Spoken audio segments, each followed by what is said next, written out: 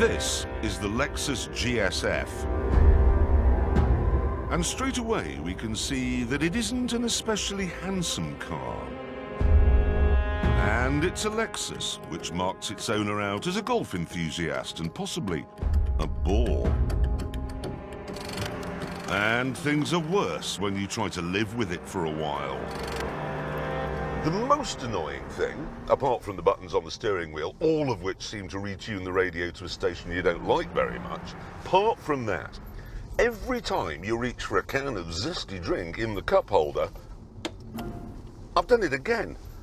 You can't help but nudge the mouse, which sets the destination on the sat-nav to where you are. In 300 yards, right turn. I don't need to be told how to get here. I'm already here. Next right, then right turn. Oh, God, now it's trying to make me go back there a few yards. I right was turn. there! So, apart from a fiddly and annoying sat-nav, Next right, then right turn. what else do you get for your £70,000?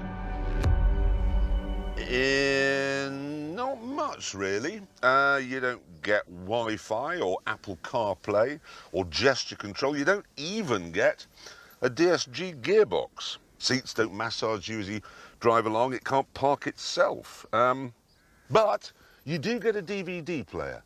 And how 1996 is that? This car, then, is sparsely equipped and annoying. However, it's also rather good.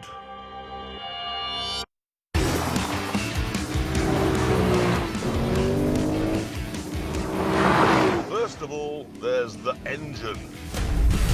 BMW and Mercedes both use turbocharging to balance the need for power with the need for good emissions.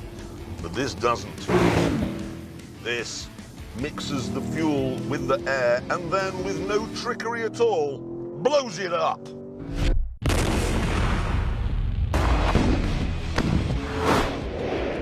Of course, that does mean the GS-F isn't very kind to animals, and that's a bad thing, make no mistake. But on the upside, listen to the noise it makes. At medium revs, it sounds baleful, like a lonely dog. But when you build the revs up, it sounds like what it is. A normally aspirated 5-litre V8. It doesn't produce anything like the power or the torque you get from its turbocharged German rivals, but for sheer excitement, it's like being tickled by a goddess. And it's not exactly slow.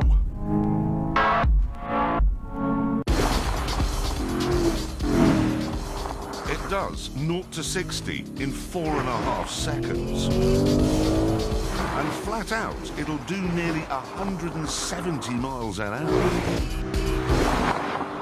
And then there's the handling.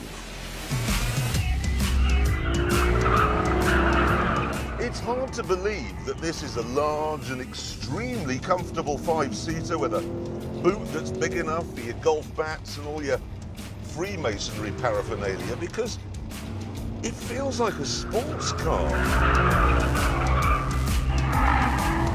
You can change the way the car behaves with various knobs here and buttons here, but I've got everything turned off so I can get a feel for how the car behaves without an electronic safety blanket. And I like it!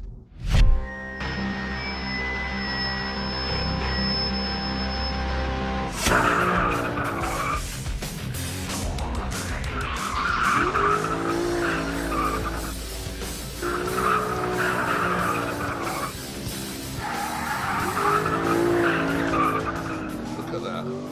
Steering's not brilliant at low speeds, but when you've got the arse hanging out like that, it's fantastic.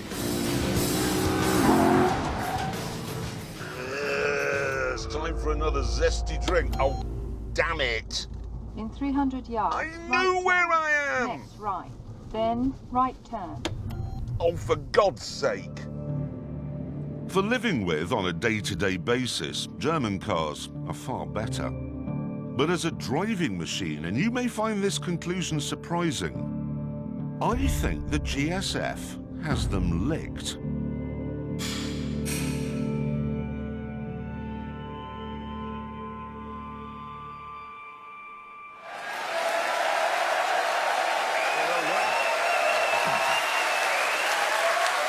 Now, I should point out there is a new BMW M5 coming later this year, but it'll have to go some to be better than that GS-F. It really will. Yeah. But exactly how many animals were harmed in the making of it? A lot. One of them was a tortoise. I know.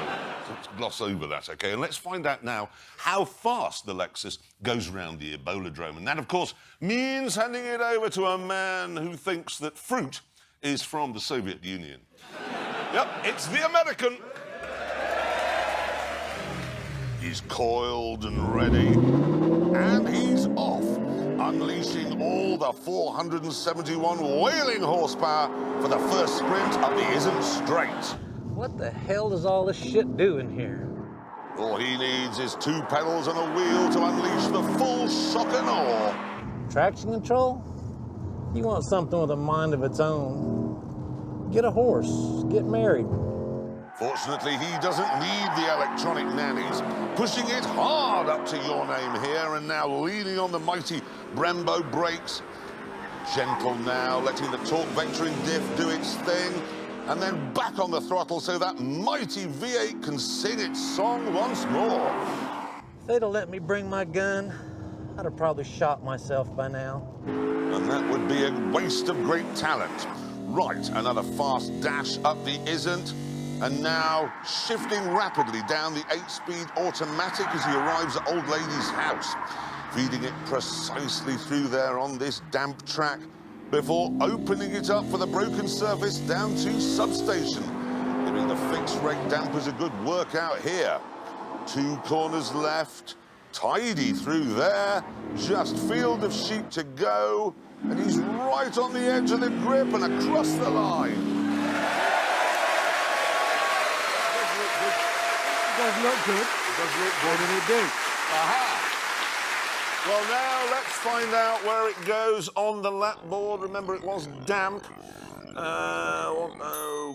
Oh, wow. Wow, so it's slower than an already out-of-date BMW. It makes you look like a Freemason, and it causes animals to explode. Yes, Yes, but it's just another of your excellent recommendations, Jeremy. Thank you very much.